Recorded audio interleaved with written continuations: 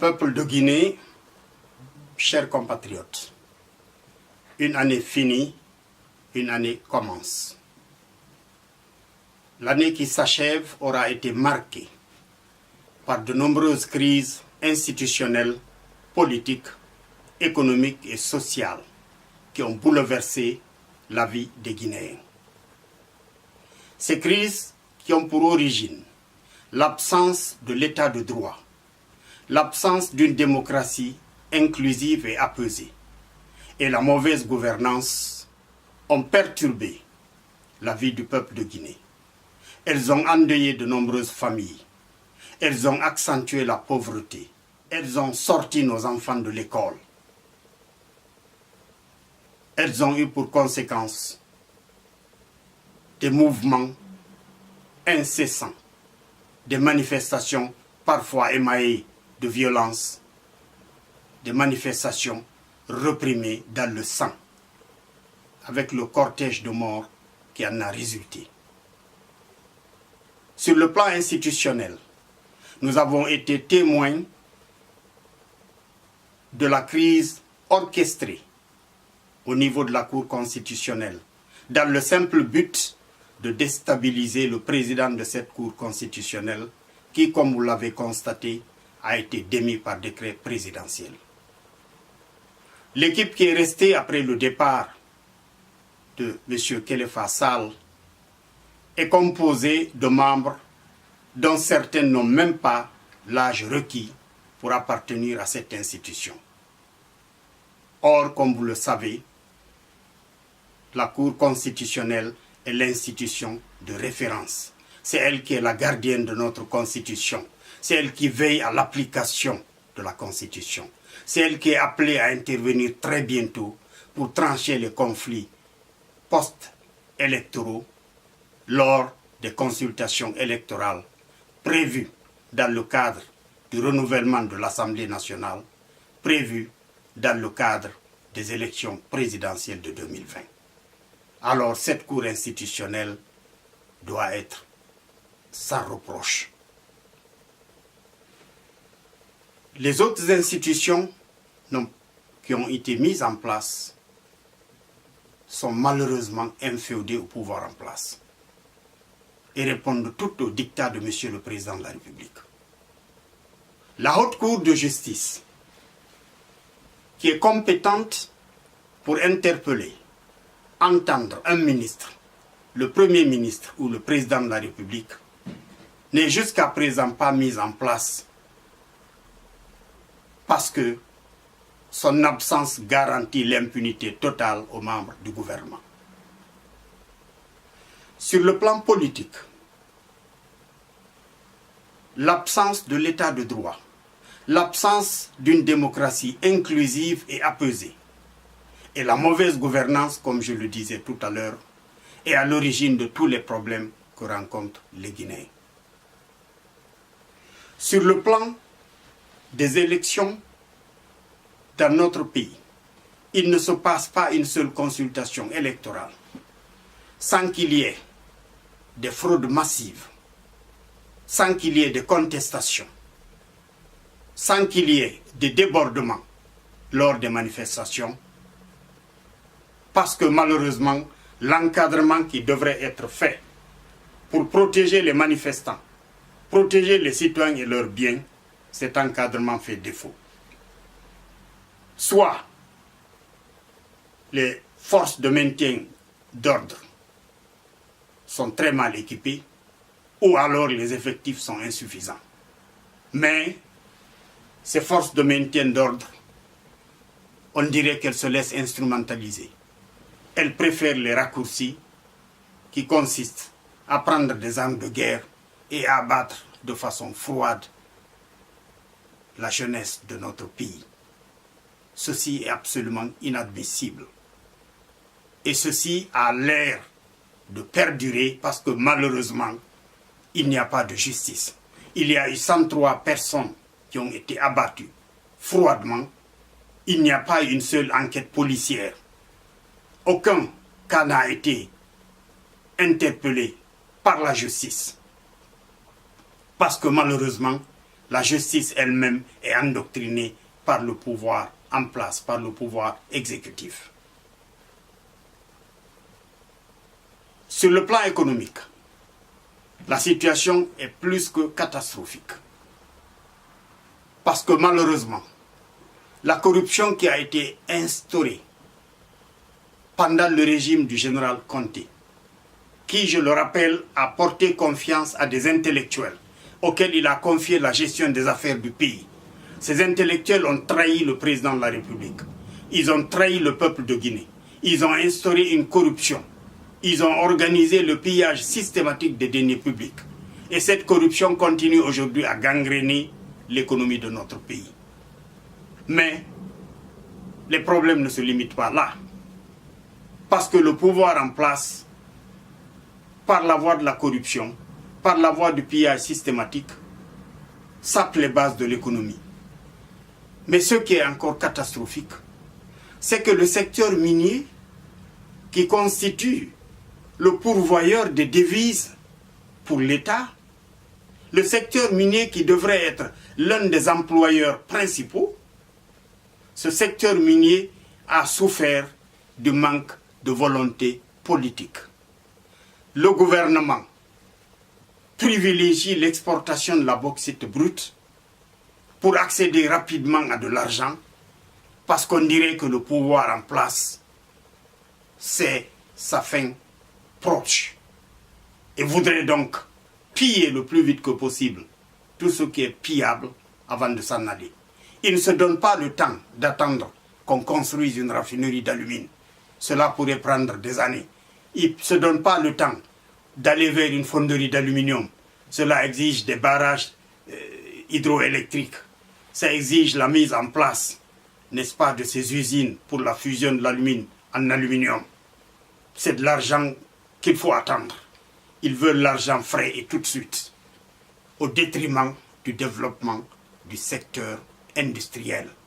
Parce que c'est en transformant au moins une partie de la bauxite sur place que nous pouvons accéder à la valeur ajoutée, que nous pouvons développer le tissu industriel, que nous pouvons créer des emplois pour les Guinéens qui en ont besoin, que nous pouvons créer un revenu au peuple de Guinée, que nous pouvons, à travers les revenus qu'on aura créés, créer un pouvoir d'achat, permettre aux Guinéens de consommer, de dépenser, et donc relancer l'économie à travers la consommation. Mais ce n'est pas que la perte de ces opportunités qui constituent le problème de la vente, de l'exportation de la bauxite brute. L'autre problème, c'est qu'en le faisant, le gouvernement s'est engagé à désindustrialiser la Guinée. Parce que l'accès à la chaîne des valeurs, c'est l'industrialisation. Le recul par rapport à l'accès à la chaîne des valeurs, c'est la désindustrialisation.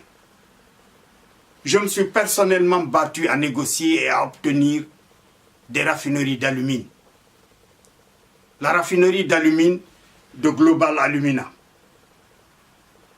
La raffinerie d'alumine du projet Alcoa-Alcan ou raffinerie d'alumine de Kamsar. J'ai été membre de l'équipe des négociateurs. Nous avons arraché de haute lutte la construction de ces raffineries en Guinée. Mais dès l'instant où le gouvernement a déroulé le tapis rouge à l'exportation de la bauxite, les partenaires de Alcoa-Alcan et les partenaires de Global Alumina se sont rétractés en disant qu'on ne peut pas les contraindre à construire des raffineries d'alumine en Guinée, avec tout ce que ça comporte comme risque dans un pays où la stabilité politique et sociale laisse à désirer. Dans un pays où les infrastructures de base n'existent pas, on ne peut pas les contraindre, eux donc, à construire des raffineries d'alumine en Guinée, alors que nous déroulons le tapis rouge à l'exportation de la bauxite. Donc, le même gouvernement qui est incapable de convaincre les nouveaux partenaires pour qu'ils investissent dans le cadre de la transformation sur place de la bauxite, au moins d'une partie de la bauxite, n'avait aucun problème à donner son accord pour que les raffineries que nous étions battus pour obtenir que la réalisation, la construction de ces raffineries soit reportée aux calendes grecques. Et donc, ceux qui s'étaient engagés dans ce cadre se sont repliés et continuent eux aussi à exporter la bauxite brute. Alors voilà, chers compatriotes. Et malheureusement, ce gouvernement, soit par ignorance, soit par cynisme, dit à qui veut l'entendre qu'on ne peut pas transformer la bauxite sur place parce qu'on n'a pas l'électricité, on n'a pas construit les barrages hydroélectriques. Je voudrais leur dire d'arrêter cette chanson parce que la production de l'alumine à partir de la bauxite est faite par le procédé Bayer, mis sur pied par Carl Joseph Bayer. Ce procédé renferme en son sein la production de l'énergie, de l'électricité. C'est la séparation de l'eau et de la soude, dans le but de purifier la soude, de la chauffer à 105 degrés pour la réinjecter en tête de broyage pour l'attaque. C'est la séparation donc de la soude et de l'eau qui donne des vapeurs parce que ça se fait par évaporation. Ce sont ces vapeurs sous pression qui, dans leur détente, tournent des turbines qui sont accouplées à des alternateurs qui produisent l'électricité, qui est redistribuée dans tous les secteurs de l'usine, qui sont envoyés dans les services administratifs et qui alimentent également la cité. Alors qu'on arrête de dire qu'on ne peut pas transformer la bauxite en alumine. On devrait donc commencer par transformer la bauxite en alumine. Je m'imagine une dizaine de raffineries d'alumine chez nous en Guinée, avec toutes les petites sociétés connexes qui produisent les inputs, avec le développement de l'agriculture, pour approvisionner les employés de ces différentes sociétés.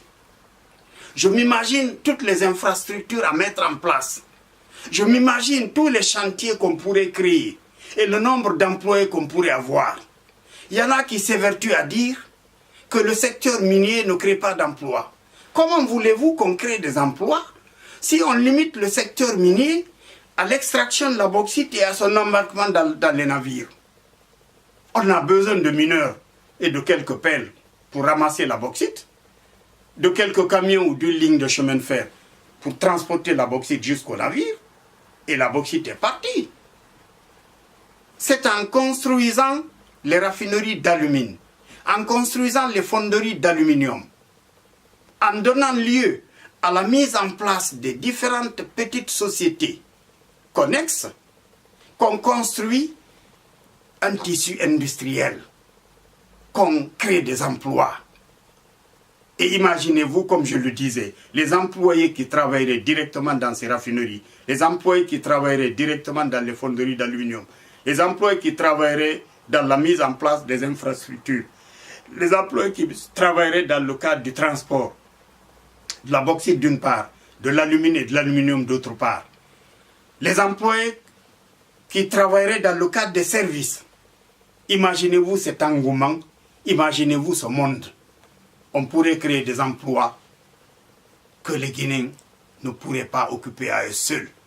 On serait obligé de faire appel à la main-d'œuvre qualifiée de la sous-région pour pouvoir occuper les postes que nous allons créer. Il y en a qui veulent baisser le rideau sur le secteur minier pour orienter notre attention, nous les Guinéens, vers l'agriculture, en parlant d'agro-industrie. C'est très beau de parler d'agro-industrie.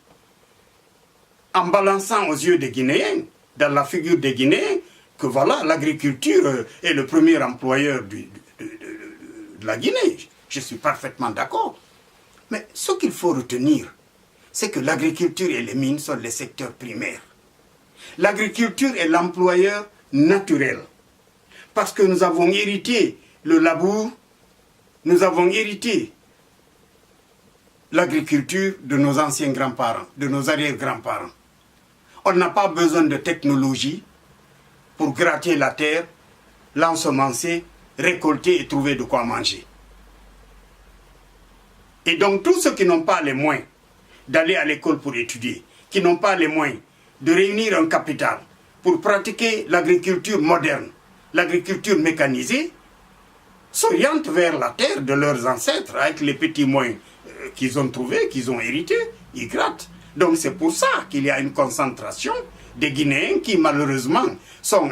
La Guinée a plus de 80%, n'est-ce pas, de populations qui n'ont pas eu la chance d'aller à l'école, ces populations n'ont d'autre choix que de s'orienter vers ce secteur primaire qui est l'agriculture. Mais pour faire une agriculture moderne, une agriculture mécanisée, pour utiliser tous les équipements qu'il faut, utiliser les engrais, utiliser la nouvelle technologie, il faut des moyens financiers importants. Mais en attendant, ces moyens financiers, nous ne les avons pas. Alors qu'on arrête de parler d'agro-industrie, ces multiples industries dont on parle dans le domaine de la transformation des produits agricoles, ces multiples industries ont besoin d'argent. Et ce que nous avons tout de suite qui est chez nous, qui est vendable après transformation, c'est nos richesses minières et énergétiques. Alors qu'on ait une politique minière forte pour mettre en valeur nos richesses minières dans l'intérêt de Guinée et de nos partenaires. Nous n'allons pas sevrer certains pays tels que la Chine de la bauxite guinéenne d'un trait. Nous allons leur permettre d'exporter la bauxite guinéenne pour alimenter leurs raffineries qui ne sont pas encore amorties, pour produire de l'alumine et alimenter leurs fonderies d'aluminium qui ne sont pas encore amorties. Mais nous leur demanderons en échange de transférer les extensions de capacité pour la production de l'alumine et de l'aluminium en Guinée. Que ces extensions soient des extensions brownfield, qui consistent à faire une extension des installations déjà existantes, ou alors que ce soit des extensions greenfield, qu'ils décident d'aller construire de nouvelles raffineries ailleurs en Chine par exemple. Ces nouvelles raffineries, nous leur demandons de ne pas les construire en Chine, de venir les construire, sinon intégralement en Guinée, mais au moins partiellement en Guinée, pour permettre aux Guinéens, eux aussi, d'accéder à cette valeur ajoutée, de développer le tissu industriel guinéen, de développer nos infrastructures, de créer des emplois aux Guinéens qui attendent, qui ont besoin de travailler, qui ont besoin de s'épanouir, qui ont besoin d'être riches aussi, pour nous permettre de combattre la misère. Il faudrait qu'ils acceptent de partager avec nous cette valeur ajoutée issue de la transformation des richesses qu'ils puisent dans notre sol. S'ils ne le faisaient pas, ce serait de l'égoïsme. Et très bientôt, une nouvelle technologie permettra. Le procédé Orbit Alumina, qui est un procédé canadien, permettra de produire de l'alumine en utilisant de l'acide chlorhydrique. Et ce procédé pourrait permettre en même temps qu'on produit l'alumine, de produire le fer. Donc ce qui est rejeté comme boue rouge aujourd'hui pourrait être traité pour produire du fer, de l'acier. Ce qui donnera davantage de l'importance à notre bauxite. Ce procédé pourrait même récupérer les boues rouges issues du procédé Bayer pour les traiter et produire du fer, produire de l'acier. Donc, chers compatriotes, nos richesses minières, énergétiques, sont celles qui mettent la Guinée au-dessus de tous les pays de la sous-région. Vouloir mettre ces richesses minières-là entre parenthèses, sous prétexte qu'on n'a pas l'électricité, ou sous prétexte que le secteur minier ne crée pas suffisamment d'emplois, c'est cynique. Tous les pays de la sous-région rêvent d'avoir dans leur sous-sol les richesses que la Guinée a dans son sous-sol. Ce que nous n'avons pas eu, c'est des responsables patriotes, consciencieux, qui peuvent avoir pitié du peuple, qui peuvent comprendre que leur différence avec ces frères qu'ils ont laissés au village, c'est le savoir qu'ils ont acquis grâce au sacrifice de ces frères et sœurs qu'ils ont laissés au village. Ils doivent mettre leur savoir en valeur, en pratique, pour transformer ces richesses qui sont un bien commun, un don que Allah subhanahu wa ta'ala a donné à tout le peuple de Guinée, pour transformer ces richesses en biens matériels à mettre à la disposition du peuple de Guinée tout entier. Alors, chers compatriotes, sur le plan social, nous avons témoigné avec quel cynisme le gouvernement en place est en train de traiter la grève des enseignants. Au lieu de se mettre autour de la table et d'expliquer de façon claire à ces enseignants ce que le gouvernement est capable de faire par rapport à leurs revendications et ce qu'il n'est pas capable de faire, ils sont en train de montrer un caractère hautain, de prendre les enseignants pour des moins que rien. Or, ces enseignants ont plus de valeur que ces cadres corrompus qui pillent les deniers publics. Ces enseignants, c'est eux qui enseignent. C'est eux qui donnent le savoir. C'est eux qui nous ont enseigné, nous, les cadres guinéens. C'est eux qui vous ont enseigné, vous, les voleurs de deniers publics. C'est eux qui enseignent nos enfants. C'est eux qui peuvent garantir l'avenir de notre pays. Parce que l'avenir de notre pays, c'est cette jeunesse que nous avons aujourd'hui. Si nous manquons de la former, si nous manquons de lui donner le savoir qu'il faut, si nous manquons d'éduquer nos enfants pour les rendre compétitifs, alors ils manqueront le rendez-vous économique de demain. Parce que demain, travailleront de façon efficace ceux qui auront été bien préparés, ceux qui bénéficieront d'un bagage intellectuel suffisant. Parce que dans cette mondialisation, nous serons obligés d'ouvrir la Guinée à la concurrence. Et la concurrence voudra que des multinationales viennent s'installer en Guinée. Ces multinationales viendront si les règles de la démocratie sont respectées, s'il y a la paix, la cohésion sociale chez nous, s'il y a la sécurité dans notre pays. C'est en ce moment que ces multinationales viendront s'installer chez nous. C'est grâce à ces multinationales qui auront besoin de talents. C'est elles qui recruteront les talents. C'est elles qui les surformeront, qui les adapteront aux besoins de l'industrie. Ce sont ces multinationales qui créeront des emplois, qui donneront des revenus à ces employés, qui vont donc donner un traitement salarial nettement meilleur, à la hauteur de la valeur intrinsèque de chaque employé. C'est ce qui créera, n'est-ce pas, une classe moyenne qui améliorera cette classe moyenne. Alors, ces multinationales ne recruteront pas les médiocres.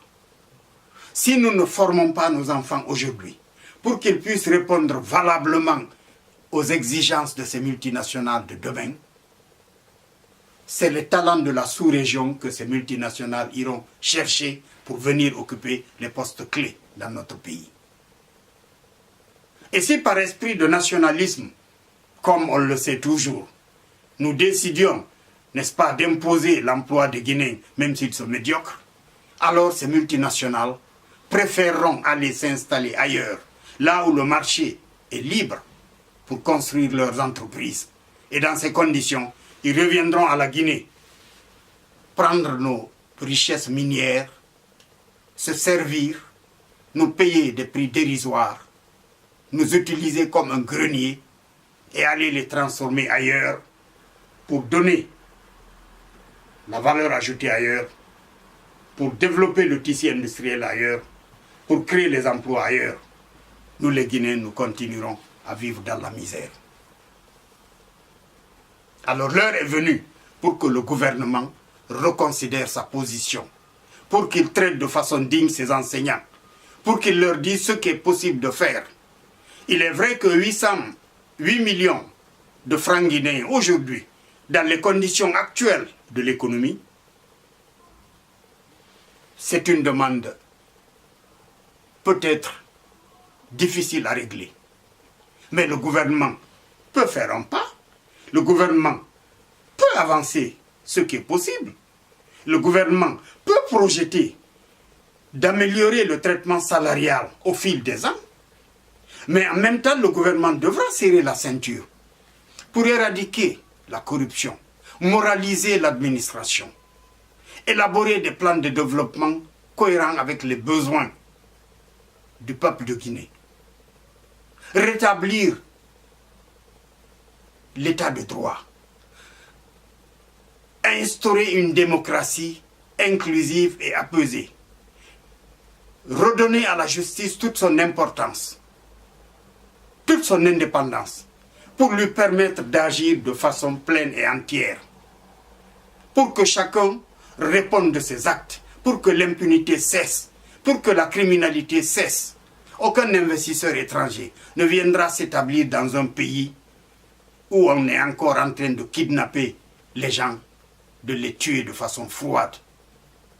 Aucun employeur, aucun investisseur étranger ne viendra mettre son argent dans un pays instable. Donc, le gouvernement devra créer toutes ces conditions, développer l'économie, pouvoir faire face de façon progressive à la demande des enseignants et à la demande des autres employés de la fonction publique. Parce que ce n'est pas que les enseignants qui tirent le diable par la queue en Guinée. Tous les travailleurs tirent le diable par la queue. Exception faite pour cette poignée d'individus qui pillent le pays, qui utilisent l'ethnocentrisme pour diviser la population, s'assurer à tout moment qu'ils ont une portion de la population avec eux pour sévir, mater, frapper les autres. En dehors de cette couche de privilégiés, de petits bourgeois, qui ont construit leur bourgeoisie sur la misère des Guinéens, tous les autres Guinéens vivent dans la même misère. Cette misère ne discrimine personne. Cette misère, elle frappe tous les Guinéens, sans distinction d'ethnie, de religion ou de sensibilité politique. C'est pour cette raison, chers compatriotes, que je vous invite aujourd'hui à prendre l'avenir avec optimisme. Je vous demande de faire de l'année 2019 une année charnière, une année pour le changement véritable. Et je voudrais vous mettre à l'aise.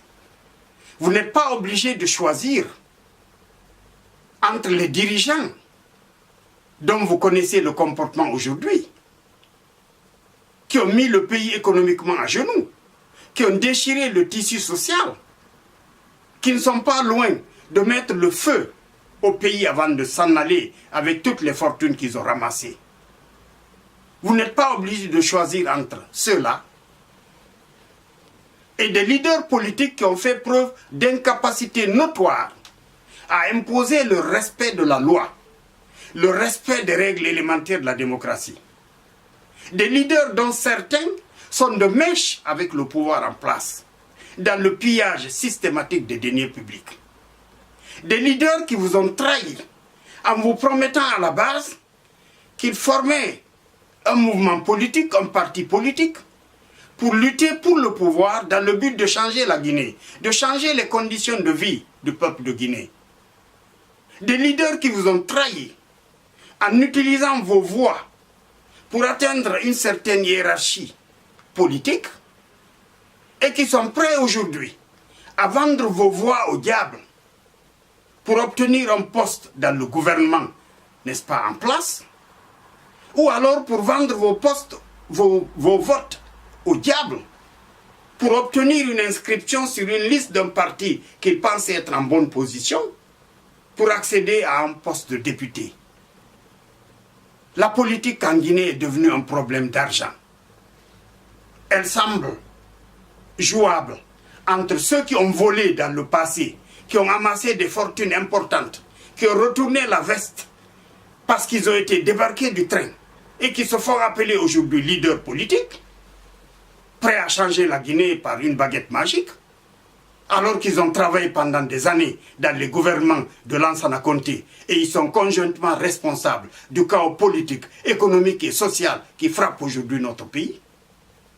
Vous n'avez pas à choisir entre les hommes de Alpha et des leaders de cette nature.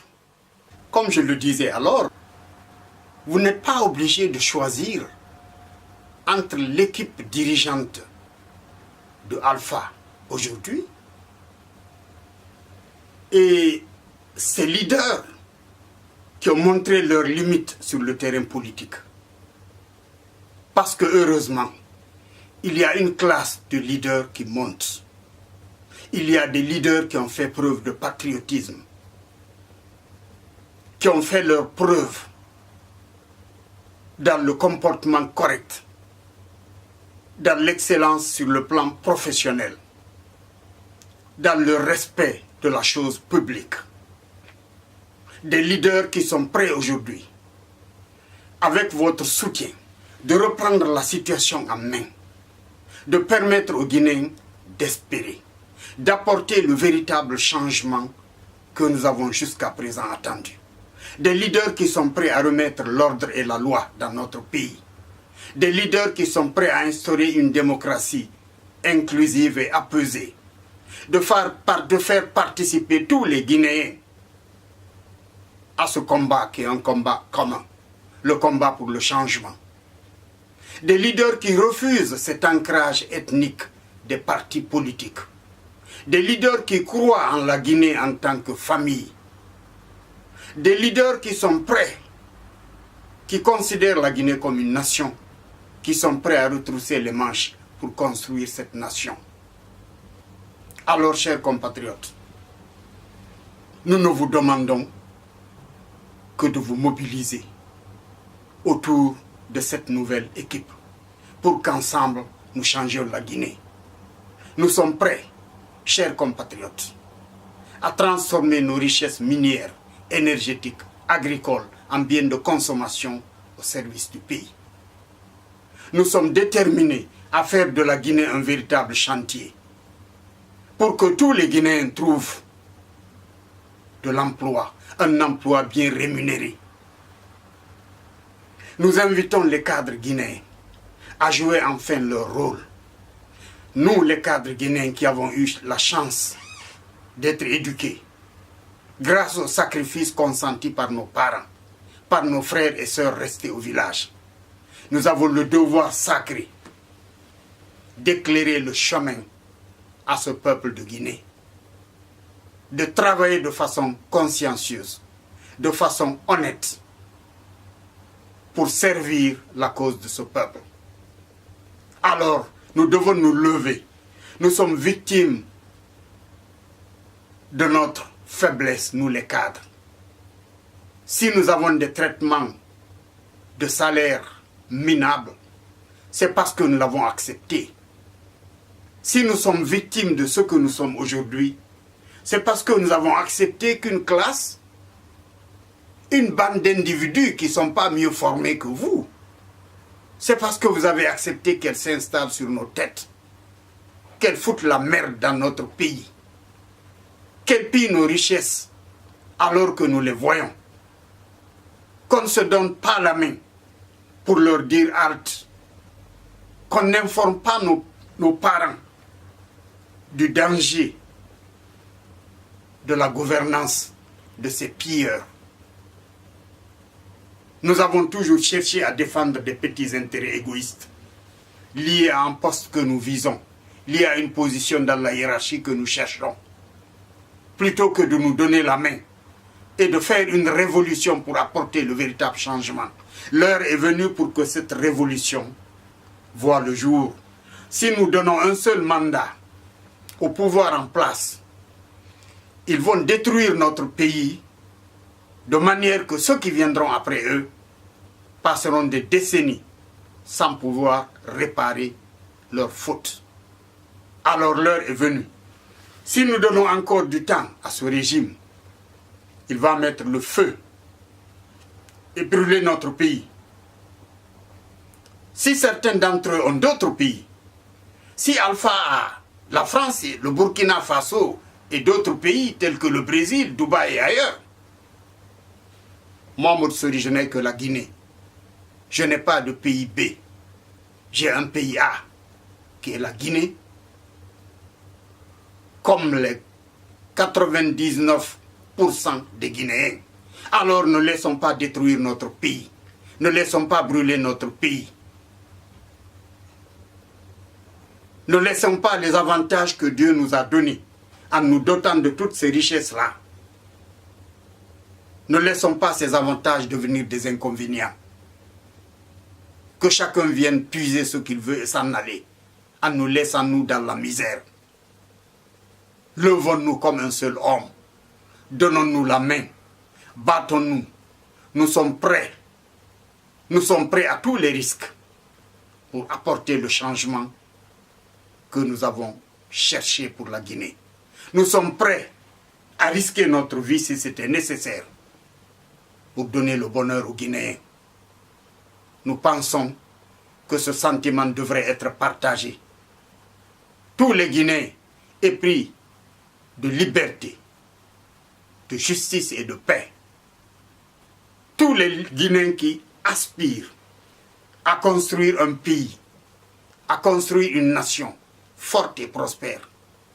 Tous les Guinéens qui veulent donner la priorité à la formation de nos enfants pour en faire des cadres compétents, capables d'assurer la relève, capables de maintenir très haut le flambeau de notre pays. Tous ces Guinéens, toutes ces Guinéennes doivent se lever, se donner la main, soutenir cette équipe montante de leaders. Nous invitons tous les leaders politiques de tous les bords à venir se joindre à cette nouvelle équipe. Nous sommes prêts à recycler ceux parmi eux qui sont recyclables, qui acceptent les nouvelles valeurs de ce parti du peuple que nous allons mettre en place. Ceux qui accepteront de se remettre en cause, ceux qui auront pris conscience des crimes qu'ils ont commis, des crimes économiques en particulier qu'ils ont commis, et qui voudront se remettre en question, seront les bienvenus.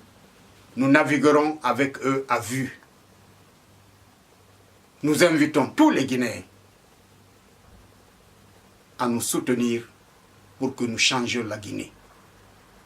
Nous invitons tous les Guinéens à se lever pour que nous protégions l'héritage de nos parents, l'unité nationale, la famille que nos parents ont laissée, cette famille guinéenne. Nous devons nous battre pour la protéger. Nous devons nous battre pour donner des chances égales à toutes les Guinéennes et à tous les Guinéens de vivre heureux, de vivre en paix, de vivre en sécurité sur notre territoire. Je vous demande donc de faire de l'année 2019 l'année du changement véritable. Bonne et heureuse année 2019. Vive le peuple de Guinée, vive la Guinée, vive la République.